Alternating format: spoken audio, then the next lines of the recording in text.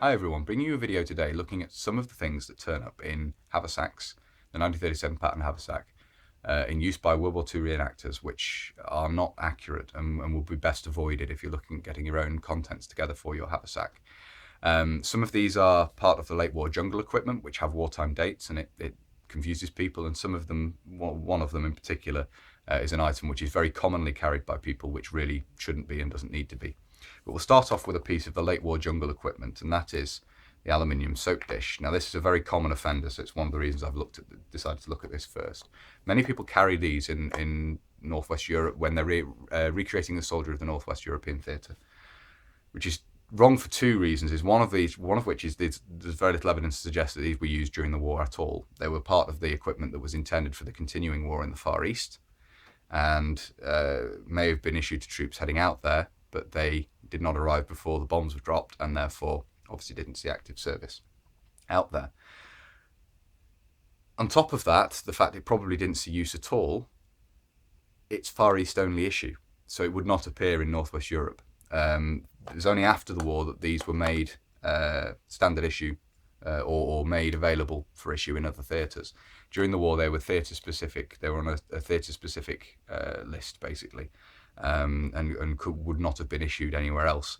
Having said that, as I say, they weren't really issued during the war at all. They are a very late war bit of kit intended for use. So they existed, they were made, but they didn't reach the theatre before the war came to an end.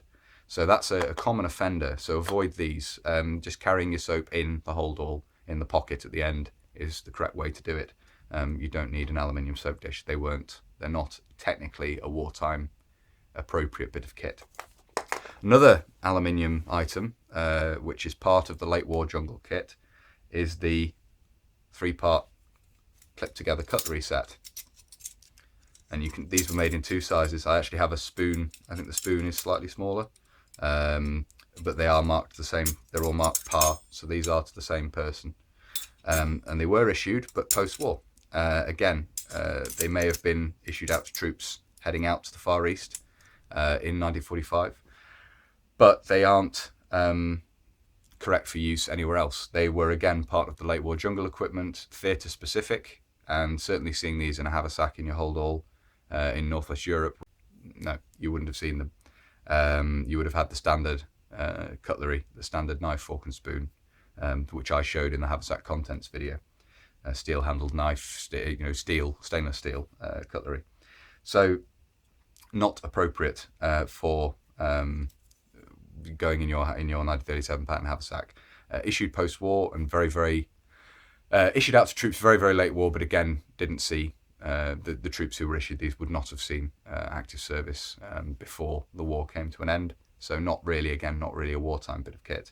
The late war jungle kit's very interesting because it was one of the first times that an entire set of equipment was designed, including small kit, uniform, web equipment, boots, a whole new load of anti-malarial and insect repellent items, barber's sets, everything designed for use in the Far East. The soap dish, which we've already looked at, was to stop soap basically disappearing through the humidity. And in Europe, you can allow your soap to dry and just carry it in a hold all. That's fine. But out in the Far East, it's not going to dry. So that was a reason for that. And the various items designed to make living in the tropics that bit more comfortable for the soldier. Another small kit item from that set is the alloy, specifically razor. This is dated 1945. And again, the reason for not carrying one of these is they're specifically Far East issue and specifically part of the late war jungle equipment. This is 1945. As I say, it's made of aluminium alloy, which is what marks it out as part of the late war jungle kit. And again, not appropriate for Northwest Europe because it was specifically a Far East issue item. And as already stated with the other kit, would not have got out there in time for soldiers on active service to have been issued it. The final small kit item we're going to look at from that late war jungle set is this. And a little jungle green drill pouch is the mirror. And this is 1945 dated, up in the corner there. I don't know if you'll be able to see on the video. And it's quite a neat little design. Obviously, with the hole in the middle, you can use it as a signal mirror. But again, these are not seen during the war and certainly not for issue in Northwest Europe. They're theatre specific again, and not something you'd see carried. So avoid these. Sorry, shining the light on the camera there. I didn't mean to do that. So avoid these as well in the little pouch. The nice collector. All these items we've looked at here are nice to collect if you're looking at collecting the late war jungle kit or items that were used post-war. They're nice original items to collect, but not something you want to be including in your wartime haversack. Moving away from the jungle kit, one of the most common offenders of other kit that's carried, which is really unnecessary, is a button stick. And this is the 1917 patent button stick with all the items on it for doing the bits of your web equipment as well. Obviously, during the war, a lot plainer button sticks were introduced, made of fibre or treated steel. There are some photographs of these being carried in holdalls for kit layouts and things, but in the field, you wouldn't see these carried. Quite apart from anything else, you're supposed to let the brasses on your web equipment go dull. In fact, late in the war, there were actually instructions in some instances for brasses to be painted. I forget which booklet that's in, but this is not something you're going to be carrying in the field because you're not going to be polishing your brasses. There's no need for it. It's added weight. Dispense with it. You don't need it in your holdall if you're representing the British soldier in the field. So the button stick is a common offender. And the final thing to look at in terms of haversack contents is something that I wouldn't say is an absolute no-no, but it's the aluminium mess tins, specifically the late war dated aluminium mess tins. Now these are 1945 MMS, both of them. Yeah, same manufacturer. Get these up to the camera if you'll be able to see there.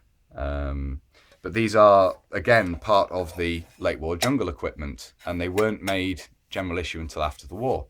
And likewise with the jungle equipment, they wouldn't have got out in time to see service out in the Far East before the bombs were dropped. They were basically, they're a different shape, different design to the 1939, the early war aluminium mess tins, which are more square in the corner. They more closely follow the steel mess tin shape.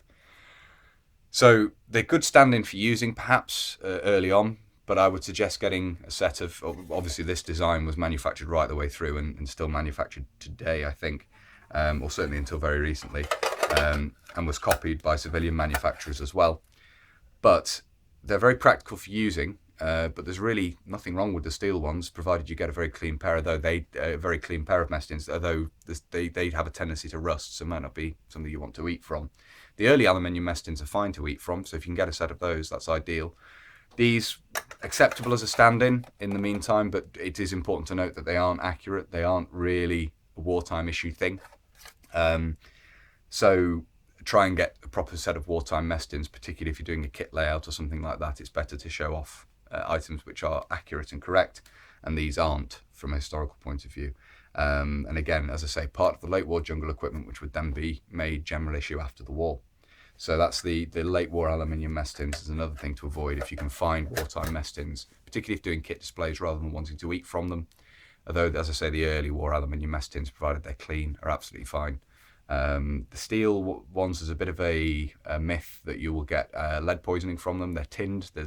We won't have a problem with lead, but there can be issues with them rusting because obviously the tin finish can be damaged and so forth. So they perhaps aren't the best from a hygiene point of view to look for eating from. I have a very clean pair of them, which I would probably be quite happy eating from, but that's a choice you're going to have to make based on the condition of the ones you have.